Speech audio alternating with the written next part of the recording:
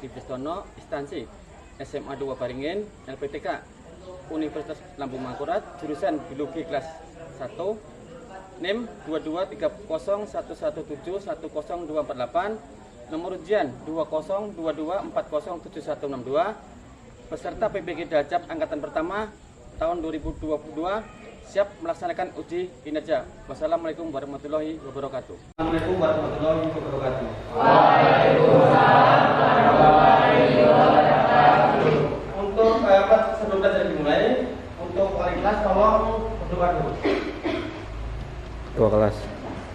Sebelum kita memulai pelajaran ini adalah kita berdoa menurut agama dan kepercayaan kita masing-masing. Doa dimulai.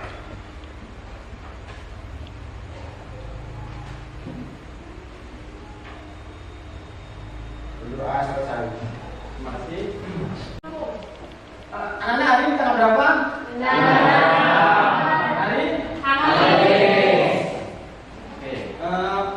Absen dari yang dimaksud siapa? Cukup, Ustaz. Oh, ini ya. Oh, oke, terima kasih. Minggu kemarin kita sudah belajar masalah tentang bakteri dan kita sudah praktek. Untuk kali ini kita akan belajar masalah protista. Ada yang pernah makan agar-agar? Pernah penyakit diare? Itu sebagian disebabkan oleh protista. Untuk lebih jelasnya, ada yang tahu tentang? Ingat belum? Waktu SMP dulu? Itu kan ada penyakit. Jadi sebenarnya ada kerugiannya dan ada keuntungannya. Yang keuntungan tadi agar itu termasuk protista. Kemudian untuk kerugiannya termasuk penyakit diare, penyakit tidur pada binatang. Tapi sebelum pelajaran kita mulai, kita post test dulu.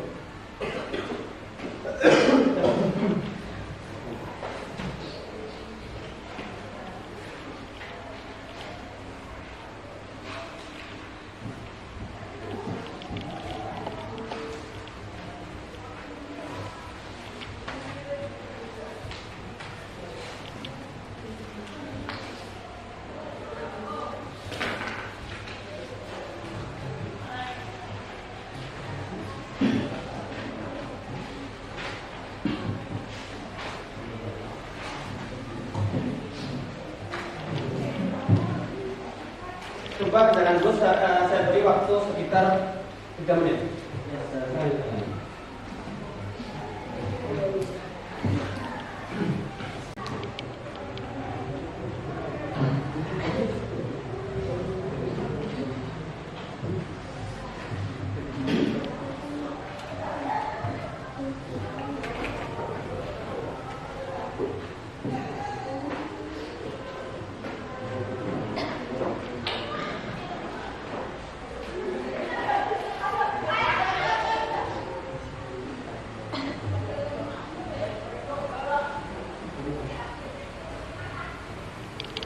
Klasifikasi protista berdasarkan cara mengumpulkan makanannya.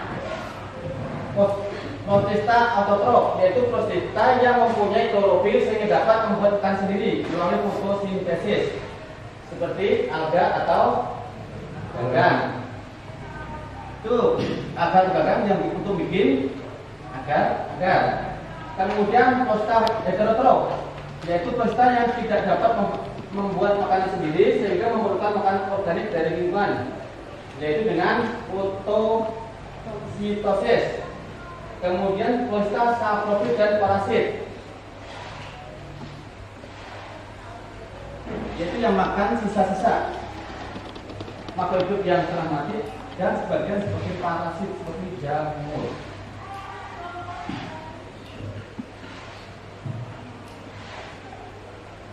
Kemudian protista berdasarkan kemiripan ciri dengan teknum lain. Yang pertama protista mirip hewan, kemudian protista mirip hewan, yang ketiga protista mirip jamur.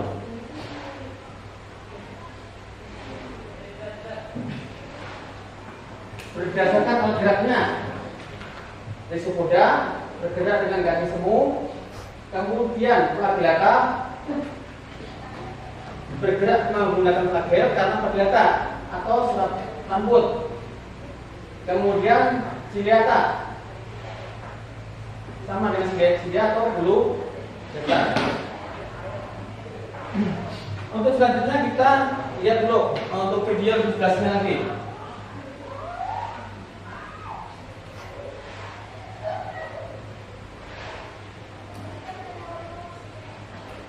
Puding juga berserat tinggi. Makanan tersebut terbuat dari ganggang laut atau lebih dikenal dengan sebutan rumput laut.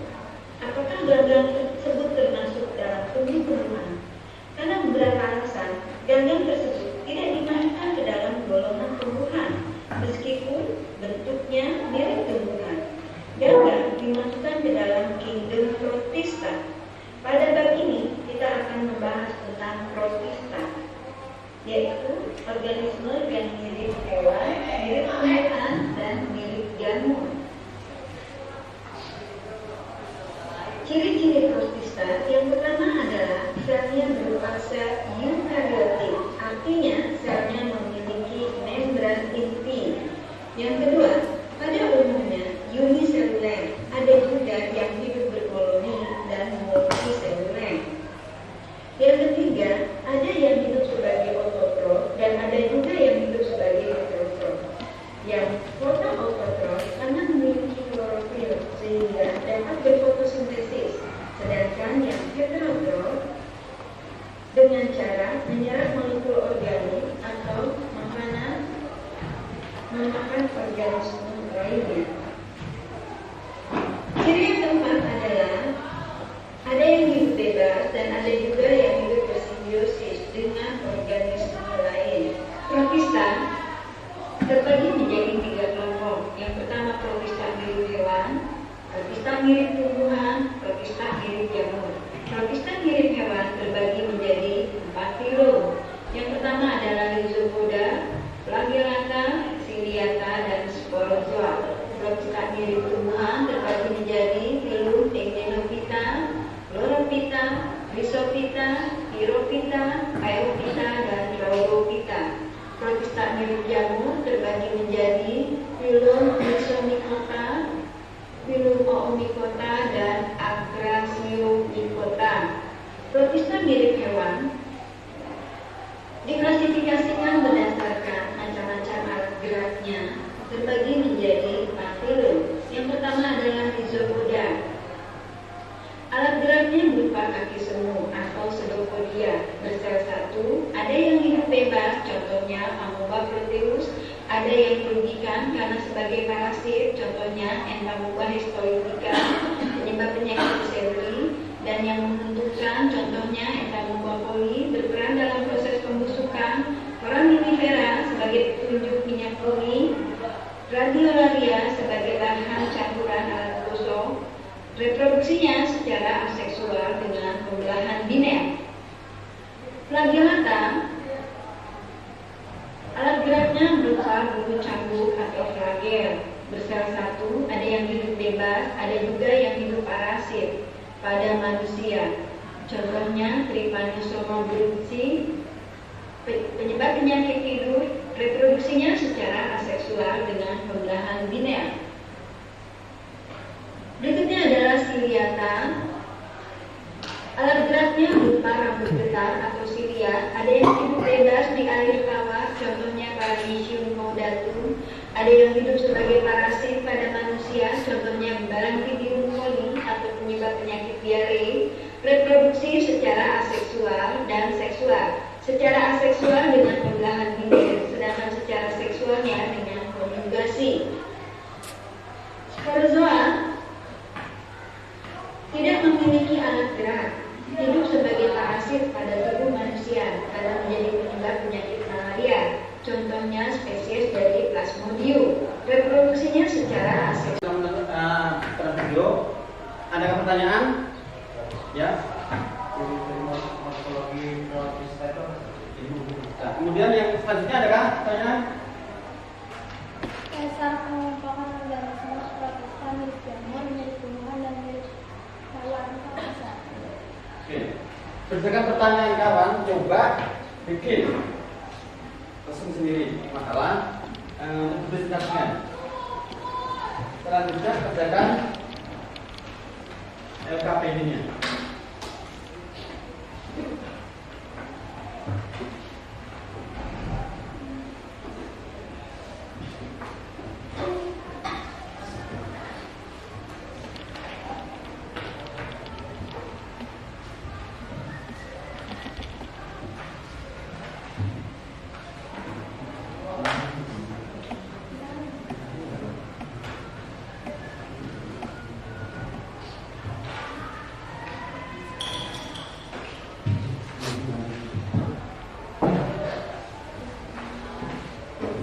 Silakan disesuaikan dengan kawan kelompoknya. Materi-materi yang atau pertanyaan yang ditanyakan oleh kawan-kawan berarti.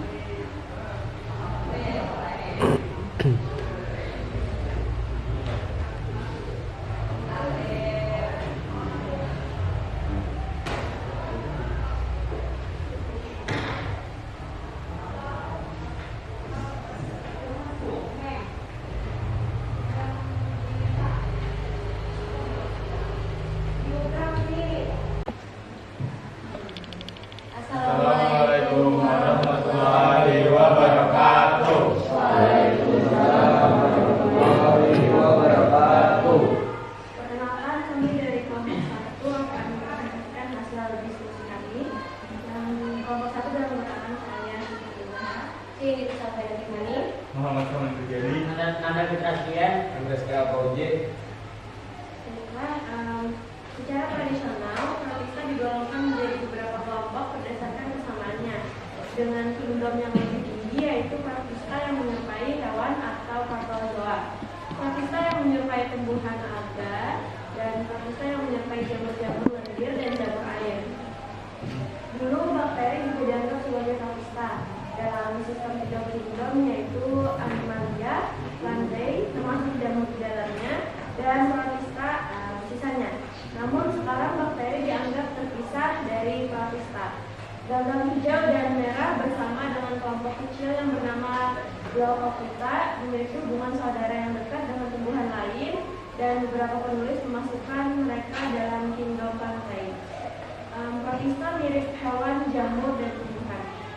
1. Protista mirip hewan atau protozoa dengan ciri-ciri organisme uniseluler berukuran 100 sampai dengan 300 mikron, heterotrof, alat gerak berupa Pseudopodia, Cilia atau Flagellum, sebagian hidup sebagai parasit pada hewan dan manusia, reproduksi secara aseksual. Yang pertama ada Rhizopoda atau telanjang, yang kedua Actinicopoda, Helizo dan Radiolarian memiliki aksopodia dan kerata dari Cilia. Yang ketiga ada Foraminifera memiliki cangkok dan kalkarea. Yang keempat ada Apicomplexa, biasanya disebut protozoa, kebanyakan parasit. Yang kelima ada Zomas Figina, menggunakan paddle atau bergerak, kebanyakan unicellular koloni. Yang terakhir ada Quimplora, menggunakan silia untuk bergerak dan makan. Pembangunan protozoa terbagi menjadi 4 berdasarkan alat geraknya.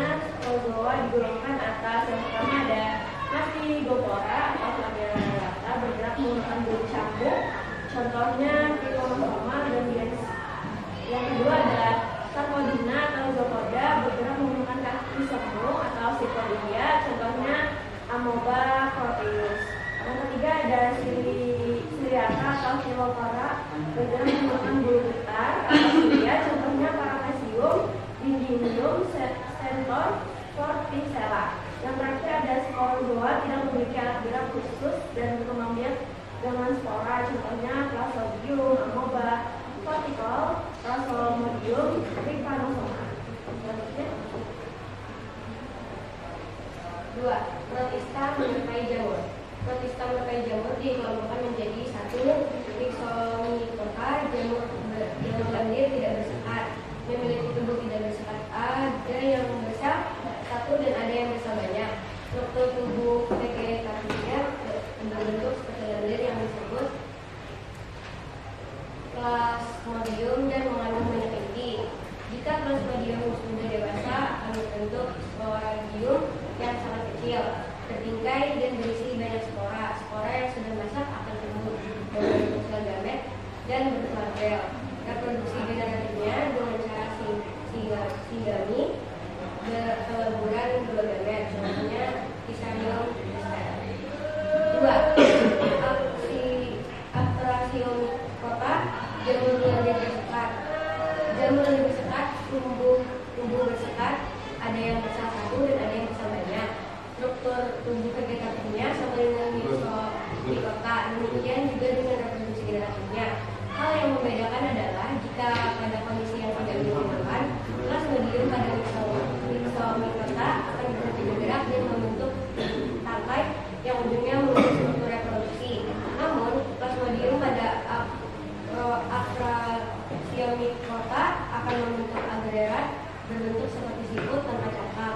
Jika lingkungan menguntungkan, agregat akan berhenti dan membentuk tubuh luar yang mengandung spora reproduksi, contoh Crotal gen.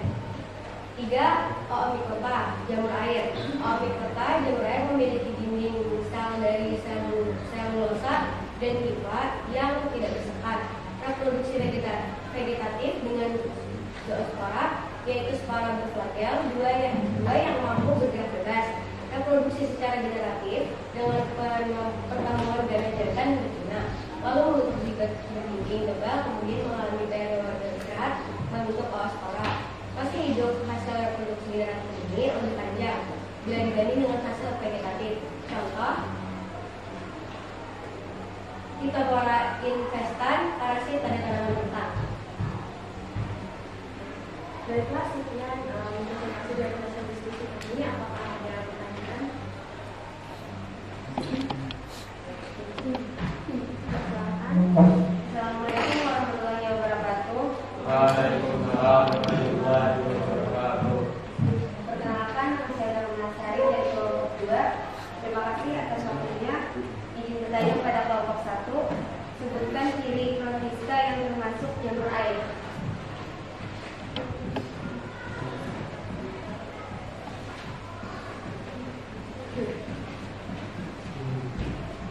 Baiklah, terima kasih atas pertanyaannya. Izinkan saya menjawab.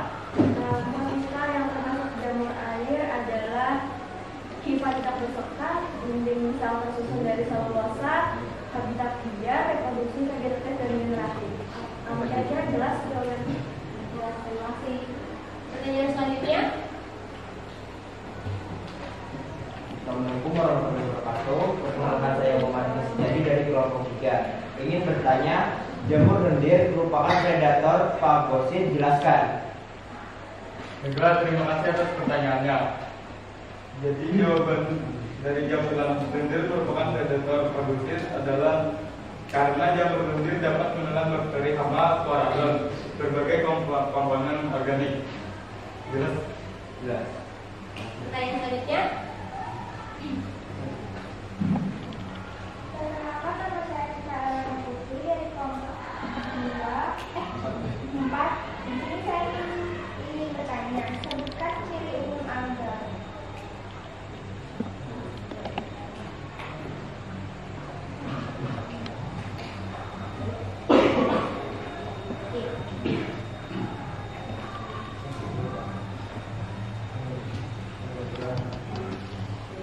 Saya akan menjawab pertanyaan dari kelompok 4. Sebutkan ciri umum alga. Jawabannya bersifat fotosintetik. Kalau otak belum dapat dibedakan, mempunyai klorofil dan perkembangbiakan, tidak menghasilkan embrio. Dan Kira-kira ada pertanyaan lagi? yang Ada? Itu tadi hasil dari diskusi presentasi kami. Saya mohon maaf. Wassalamualaikum warahmatullahi wabarakatuh. Waalaikumsalam warahmatullahi wabarakatuh. Assalamualaikum warahmatullahi wabarakatuh. Waalaikumsalam warahmatullahi wabarakatuh. Perkenalkan, nama saya Yazid Tasbih dari kelompok 1. Pertanyaan saya, sebutkan ciri khusus protozua.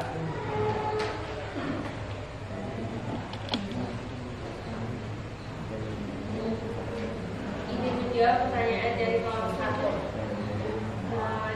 Bersifat konsolatif, helprosok, dapat bergerak aktif.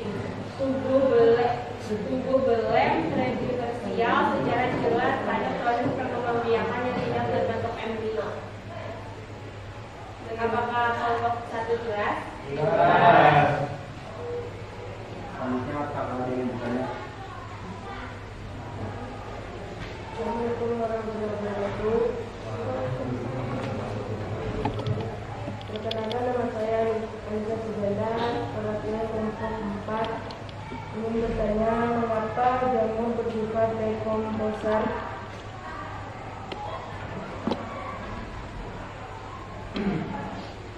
Oke, saya menjawab pertanyaan dari kelompok 4.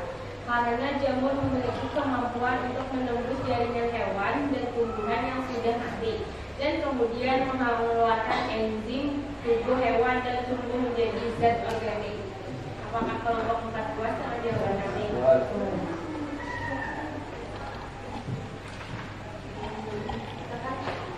Perkenalkan, saya Rizky Paulawati, perwakilan dari kelompok 2. Ingin bertanya, sebutkan ciri khusus protista milik jamur.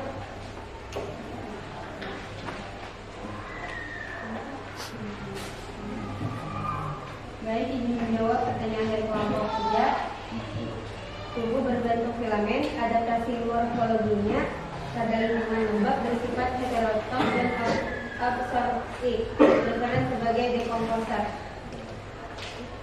Apakah kelompok 3 puas dengan jawaban tadi? Puas. Sekian presentasi kami hari ini. Assalamualaikum warahmatullahi Warahmatullahi wabarakatuh. Waalaikumsalam warahmatullahi wabarakatuh.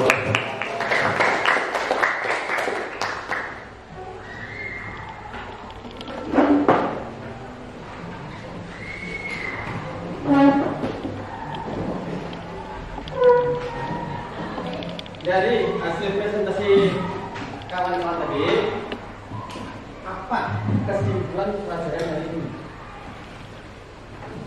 Kesimpulannya, silakan berdiri. Dengan kesimpulan, coba kesimpulan dari sini Pak. Berdiri. Perkenalkan, nama saya Dian Gunardi dari kelompok 2 yang membacakan kesimpulan. Secara tradisional, protista digolongkan menjadi beberapa kelompok berdasarkan kesamaannya dengan kingdom yang lebih prozoa, protista yang menyerupai hewan, algea, dan protista yang menyerupai jamur lendir, dan jamur air. Dulu, bakteri juga dianggap sebagai protista. Dalam sistem 3 kingdom, yaitu anemia, termasuk jamur di dalamnya, dan protista sisanya. Namun sekarang bakteri dianggap terpisah dari protista. Sekian kesimpulan dari saya. Wassalamualaikum warahmatullahi wabarakatuh. Lagi?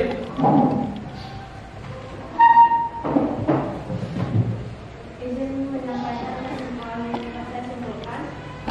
Protista berkembang baik dengan membelah diri atau pembelahan biner. Dalam pembelahan biner, protista membelah menjadi 2 sel yang sama persis. Protista berkembang dengan cara konjugasi ataupun dengan cara gametogami, baik isogami ataupun anisogami. Setelah diambil kesimpulan, mari kita meluruskan nonton video tadi. Lagi.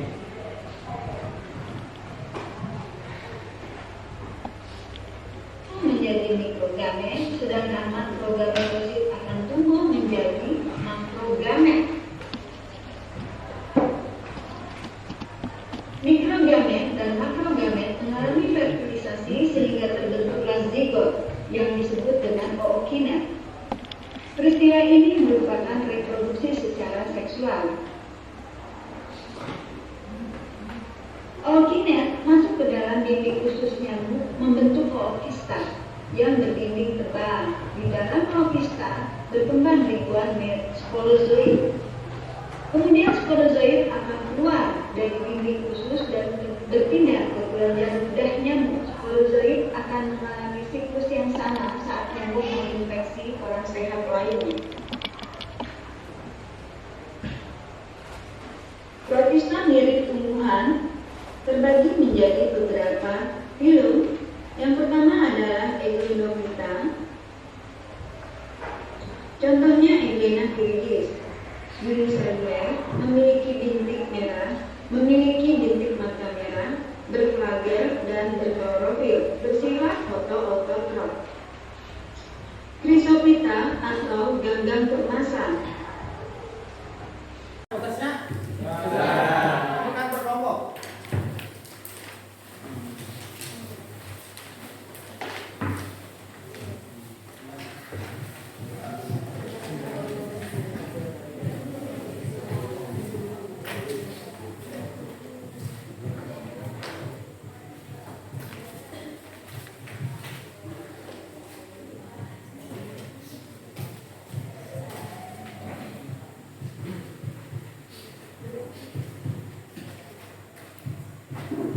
Untuk pertemuan minggu depan kita praktikkan, siapkan masing-masing kelompok membawa air dari tubiran, dari sawah, dan dari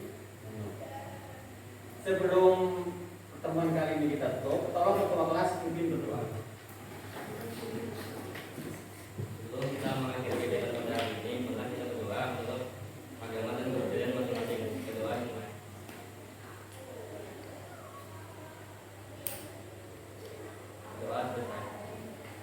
Demikian